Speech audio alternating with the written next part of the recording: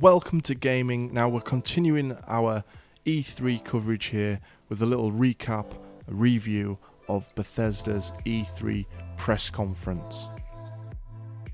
And they started off with a little bit of showing off with their #1 ranked publisher in the world, which I forget who gave them that title. But yeah, there was a little bit of bragging going on here at the start, which fair enough, let them do that, but you know, we just want to see the games. I thought Pete Hines was very funny, who sort of led the proceedings for Bethesda. The whole actual conference was quite funny, you know, they knew to poke fun at themselves where they needed to. But yeah, Pete started off by taking shots at Walmart for accidentally releasing information about their upcoming game, Rage 2. And then all of a sudden Andrew WK comes out with a band and starts playing a song, which I think must be like the theme tune for Rage 2, because I'm sure I heard it later on when they were playing some of the footage. That was an interesting take to have a band on. You could see some of the crowd sort of not really into that. And then we get the guys that are sort of leading the development of Rage 2, and I do apologise for not remembering everybody's names, but yeah, they come out, they were talking a little bit. They knew just to get to the point, actually. They talked for like a minute, and then they were like, yeah, let's just show you the footage. Rage 2, it looks like that kind of like fast-paced first-person shooter that we're kind of used to with ID software, and yeah, it looked very similar to Doom to me. Really quick first-person shooting, and it mixed up the gunplay with like abilities as well. It did look pretty cool, I thought. I haven't played the first one, so I don't know what the first one was like. But yeah, there was like vehicles as well. It kind of had that Mad Max feel to it a little bit with the vehicle play. But I thought it looked like a decent game, and yeah, I'm sure there's a lot of people looking forward to that now. And it's coming out in spring 2019, so not too long to wait. Then we got a bunch of Elder Scrolls things. Elder Scrolls Legends, which they said they've done an overhaul to their card playing mechanics or something. The card game's not my scene, so I'm very sorry that I didn't really pay attention to what was being said here. And then we followed up with Elder Scrolls Online. There's loads of updates on the way, but again, not really my sort of scene, so I wasn't really paying too much attention to that. Then we got a little teaser for Doom Eternal, the sequel to the 2016 reboot of Doom. Now, I enjoyed Doom to an extent. I didn't think it was as good as everyone made out, but I did think it was a solid reboot of the series. Yeah, I can see why loads of people are going to be happy about this, and to be honest, I wasn't expecting to hear about a lot of these things that were announced during this press conference. I thought Bethesda really knocked it out of the park in that sense. Apparently we're going to see some more of this game during QuakeCon, because we literally got a teaser here. We didn't really get anything else other than a very brief introduction to what the game's going to be. Then we got the man who's the lead guy at Quake Champions, and he talked a little bit more about making more competitions so more people can be involved in that. And then they said that they've opened the game up as a trial for the week to everyone, but supposedly if you get it during this week, you get it for free even when the trial ends, so that was interesting. And then they showed a little bit of a gameplay, I guess a gameplay trailer. It wasn't really a gameplay trailer. They showed like a little bit of the game. If you're into those sorts of tournament shooter things, then you know, check it out. Then we got a little video from the Prey developers, which I thought was a little bit cheesy. You know, they put some of the mimic things. I never actually played Prey, so if I mess up any of the you know what the things are, I think they call them mimics. Yeah, one of the monsters anyway came in sort of in this live action thing, and then he cut back to the stage. It was kind of cheesy, but it was a good effort. And they announced that there's some DLC on the way called Moon Crash, and this seemed interesting actually, because they said every time you play Moon Crash, the situation's different. I know this has been done in a couple of other games. Resident Evil's something that springs to mind, the most recent one, where you could play through and reset the levels to a different sort of situation every time. Yeah, that looks pretty cool. I didn't catch if it was a free DLC or if you had to pay for it though. I don't think they said. Then there was another DLC on the way as well, apparently called Typhon Hunter. Yeah, that seemed like more like a multiplayer thing. So some people get to play as mimics and some people get to play as like normal humans or something. But yeah, good to see that they're supporting that game and continuing to develop for it. Then we got the guys from Machine Games, who obviously make Wolfenstein, or make the most modern Wolfenstein games. And they announced that Wolfenstein 2 is on the way to the Switch, which is good for Switch users. And then they announced Wolfenstein Youngbloods, which is BJ's twin daughter. So it's set in the 1980s, so it's like 20 years on, I think, from Wolfenstein 2. And obviously, because it's his twin daughters, you can play the game co-op, or you can play it solo. This was pretty neat, I think. You know, it's good if you want to play with your friends.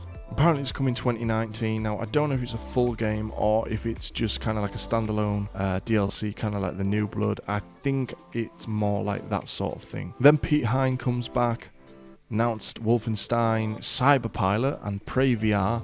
So some support for the VR, which, you know, Bethesda's been very keen on because they did Fallout VR and Elder Scrolls VR as well. So very good news for VR users. Also, there was a lot of fuck Nazis being dropped in this press conference. There was a couple of times that the guys said, you know, fuck the Nazis, and we're finding more ways to blow them up and stuff. I thought that was quite funny.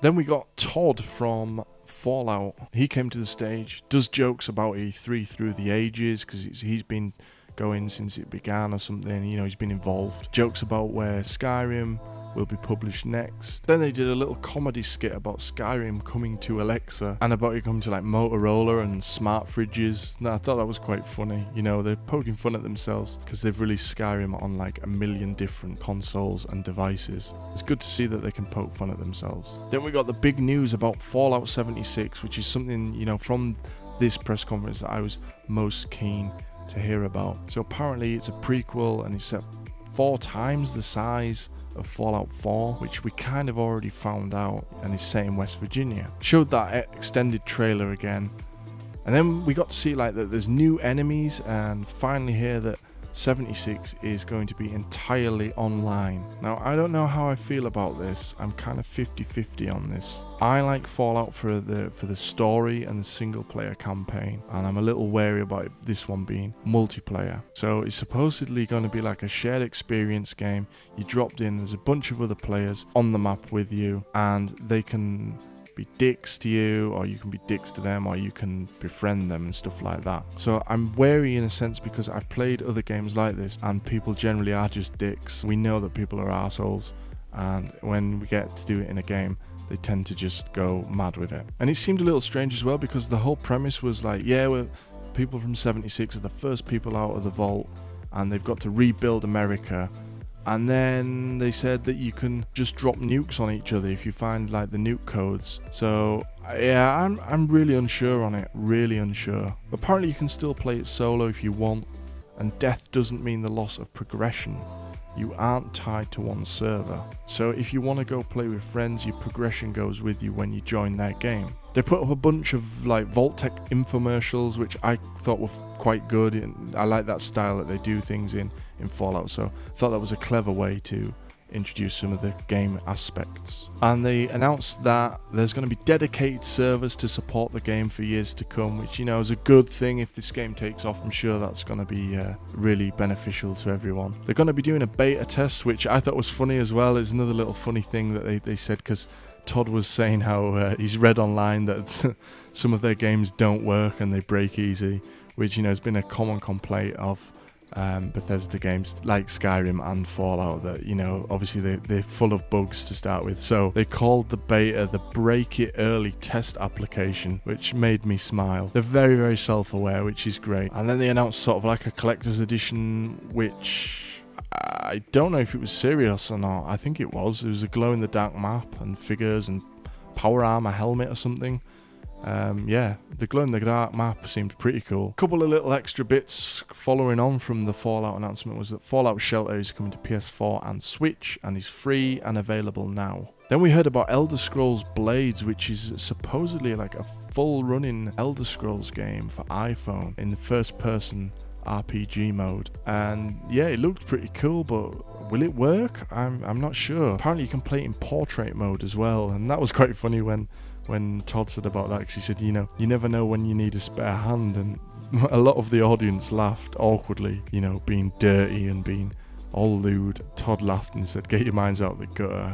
Maybe I meant for coffee," or something like that. It was very funny. But yeah, we'll see how that works. Elder Scrolls Blades for iPhone.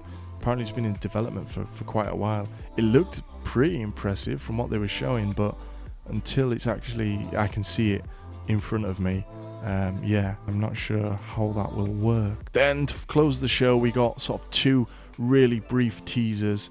One was Starfield, which is a totally new IP coming from Bethesda. I'm interested in that one because obviously it's about space and stuff, so that'll be really interesting to see what that is and where they're going to go with that game. And then after that, they did a short teaser for Elder Scrolls 6, which, you know, was probably the right way to end this press conference. They don't have anything to show other than that they are starting development or have started development on that game. Overall then, I thought it was a great show from Bethesda.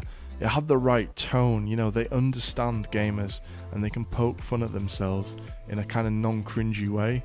They told us nearly everything we wanted to know going into the show, so Bethesda, you did good. Alright, let me know what you thought of Bethesda's E3 press conference in the comments below, and make sure to subscribe so that I can talk to you guys in the next video.